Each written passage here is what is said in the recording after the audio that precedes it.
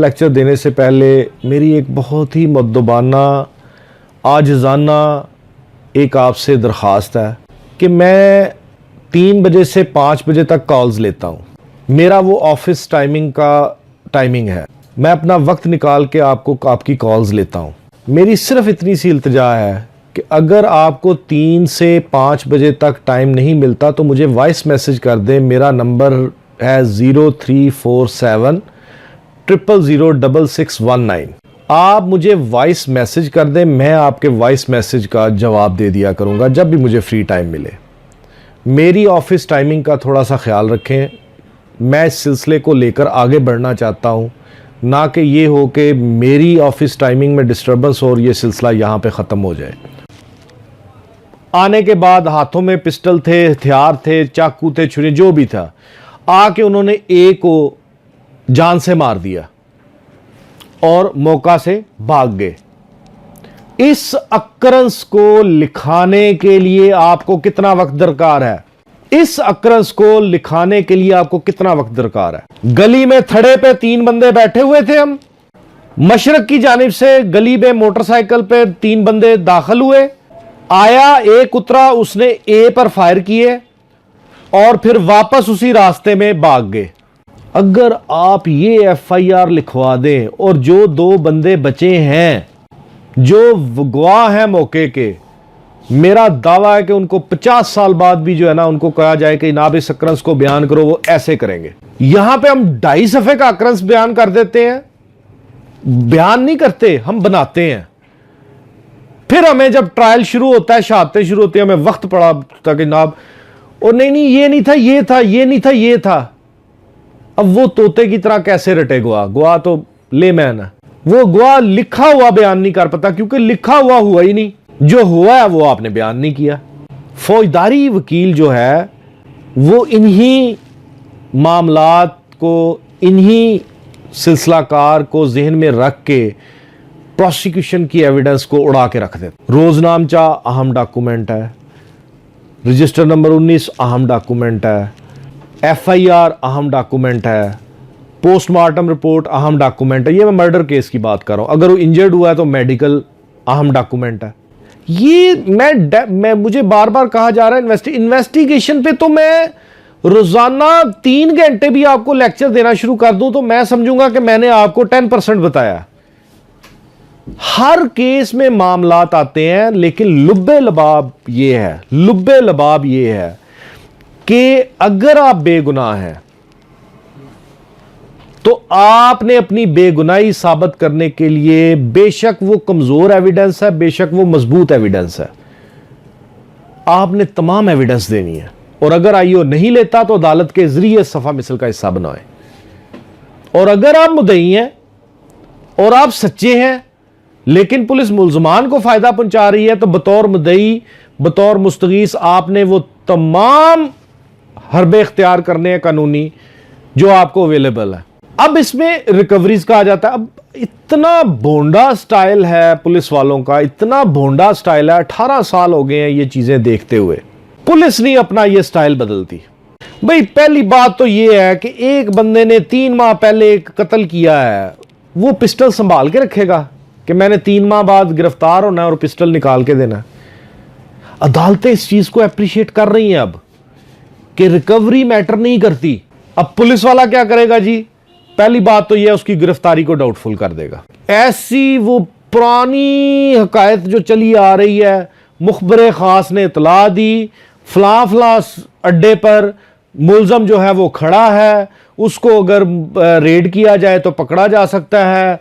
मुखबर के इतला पर हम फला फला अड्डे पर गए, जाके उसको दबोच लिया, उसके जेब से जो है वो पिस्टल उसके डब में लगा हुआ, बाई डब पर लगा हुआ जो है ना पिस्टल बरामद हो गया। बंदा पूछे, एक बंदा शलवार कमीज में है, उसके नेफे में कैसे पिस्टल आ सकता है? मैंने आज तक नहीं देखा कि वो जो पूरा केस होता है उसमें पिस्टल लगता है, कभी माल मुकदमे के तौर पर वो सारा पेश किया गया हो।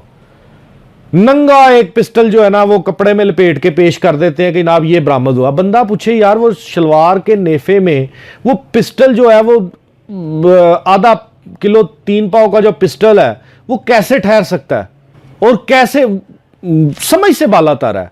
और मजेदारी की यह बात होती है कि गिरफ्तार करके ले आते हैं, ना उसकी जेब से पैसा निकलता है, ना उसकी जेब से शनाख्ती कार्ड निकलता है, ना उसकी जेब से मोबाइल फोन निकलता है। अब उसको गिरफ्तार कर लेते हैं। और मजेदारी की एक और बात बता दें कि जिस दिन की गिरफ्तारी डाली होती है रोजनामचे में उसका जिक्र ही नहीं होता, रोजनामचे में उसका जिक्र ही नहीं होता। इसलिए मैं कहता हूं रोजनामचा पढ़ना चाहिए, किसी भी फौजदारी वकील को रोजनामचे पे फोकस करना चाहिए। अब जब वो गिरफ्तार हो गया, वही जी रटी रटाई जी मुलजम से बरामदी करनी है, पहला रिमांड मिल गया, मुलजम आदी है, चलाक है, मजीद रिमांड दे दिया जाए। रिमांड के ऊपर मैंने आपको एक डिटेल लेक्चर दे दिया हुआ है। रिमांड लेते जाएंगे, 13वें दिन जनाब मुलजम को एक वही उतरेगी, मुलजम का बयान लिखा जाएगा कि मुझसे गलती हो गई है, मैंने फलां फलां वक्त फलां फलां वकूआ किया है, मैं अपना आला कत्ल बरामद करवा सकता हूं। वो पहले दिन नहीं होता, दूसरे दिन नहीं होता, पांचवें, वो जिस दिन रिमांड खत्म होना होता है, 14 दिन पूरे होने होते हैं, उससे एक दिन पहले उसको जो है ना वो उसका जमीर जागता है। अब ऐसा बोंडा अंदाज पुलिस अपनाती है कि मुलजम के इंकिशाफ पर हमरा 2 पुलिस वाले हम लेके गए, मुलजम ने आगे चलते चलते अपने घर का दरवाज़ा खोला, घर का दरवाज़ा खोलने के बाद अंदर अपने रहायशी कमरे में गया, रहायशी कमरे में चारपाई के नीचे पड़ी हुई जिस्ती पेटी, वो जिस्ती पेटी आज तक मैंने नहीं देखी, जिस्ती पेटी में से निकाल के पिस्टल जो है वो हमारे पेश किया। ओ भाई, आपने जिस दिन उसको गिरफ्तार किया है, आपको किसने कहा कि इन्वेस्टिगेशन इसका नाम नहीं है या कोई कानून आपको रोकता है कि आपने जिस दिन उसको गिरफ्तार किया आप उसके रहायशी कमरे का सर्च क्यों नहीं किया? आपने उसके रहायशी मकान को सर्च क्यों नहीं किया? किस चीज ने आपको रोका था? फिर और ब्लंडरस काम करते हैं। एक तो इलाके में से तो किसी प्राइवेट बंदे को लेना नहीं है, और अगर उसमें कोई प्राइवेट बंदा डालना है तो वो प्रोसिक्यूशन एविडेंस में जो ऑलरेडी विटनेसेस हैं उनको डालना है, क्योंकि सारा कुछ थाने में बैठ के हो रहा है, मौके पर कुछ नहीं हो रहा, ऐसा कुछ वकूफ पजीर नहीं हो रहा होता। अब मजेदारी की बात यह है कि एक मुलजम ने डकैती विद मर्डर का चार्ज है। अब वो कहते हैं जी पहला रिमांड लिया कि जी इससे रिकवरी होनी है, 4 दिन बाद आए लिखा हुआ जी इसने 2 सेट जो है ना सोने के वो अपने घर से इंकशाफ किया कि मैं सोना बरामद कर सकता हूं, घर में पड़ा हुआ है। वो घर में जाते हैं, घर में जाके जनाब उसको खोलते हैं, खोल के जनाब तो जनाब मैंने वही सिलसिला कार आगे आगे चल के चारपाई के नीचे पड़ी हुई जिस्ती पेटी में से वो जो है ना वो निकाल के दे दिया। अब 4 दिन बाद क्या होता है? उसी मुलजम से उसी घर से आला कत्ल भी बरामद हो रहा है।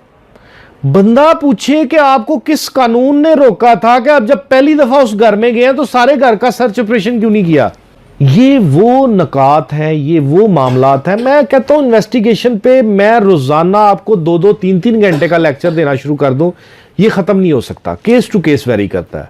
फोकस किस बात पे करना चाहिए? फोकस इस बात पे करना चाहिए कि आपने कोई भी सबूत आपके पास है, वो खा आपकी नज़र में कमज़ोर है, खा आपकी नज़र में मजबूत है, वो आपने पुलिस को देना है।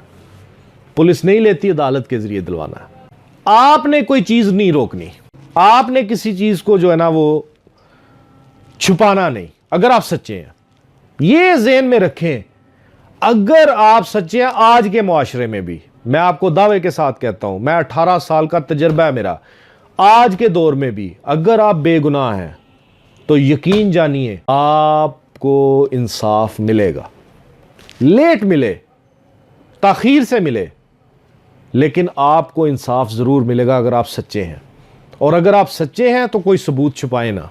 अब ये इन्वेस्टिगेशन में मामलात मुख्तलिफ आते हैं, हर केस टू केस वेरी करता है। अगर आप डॉक्यूमेंट बेस्ड है, यानी कि कोई फ्रॉड एंड फोर्जरी का है, तो उसमें हैंडराइटिंग एक्सपर्ट और ये सारा फिंगरप्रिंट एक्सपर्ट, ये सारे मामलात आते हैं।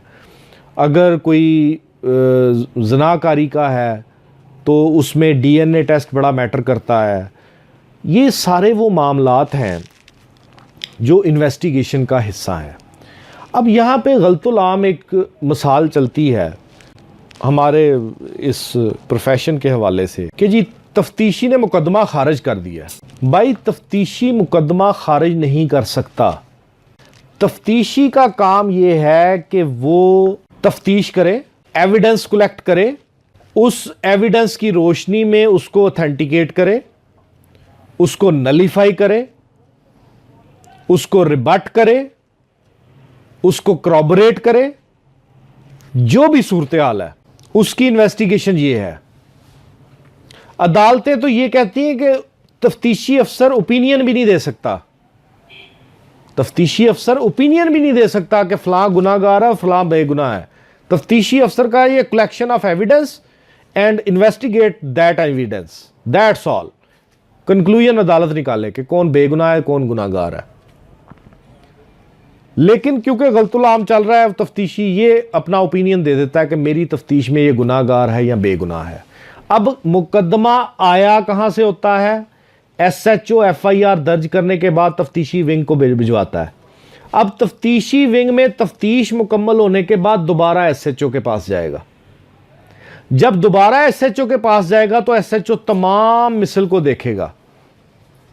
तमाम मिसल को देखने के बाद उसमें जो लकूनाज हैं या जो कमियां हैं या कोई गैर कानूनी इकदामात हैं उनकी बाबत ऑब्जेक्शन लगाएगा, फिर उसको भिजवाएगा, जो कि ऐसा होता नहीं है।